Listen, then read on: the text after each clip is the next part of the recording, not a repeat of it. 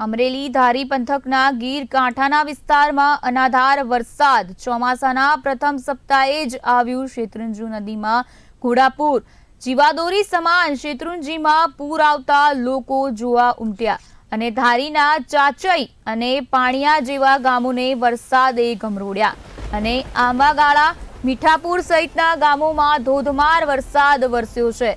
જીવાદોરી સમાન શેત્રુંજીમાં પૂર આવતા લોકો જોવા ઉમટ્યા છે। ધારીના ચાચઈ પાણિયા જેવા ગામોને વરસાદે ગમરોડ્યું છે અને અંબાગાળા મીઠાપુર સહિતના ગામોમાં ધોધમાર વરસાદ વરસી રહ્યો છે। અમરેલી ધારી પંથકના ગીર કાંઠાના વિસ્તારોમાં અનાધાર વરસાદ પડી રહ્યો છે।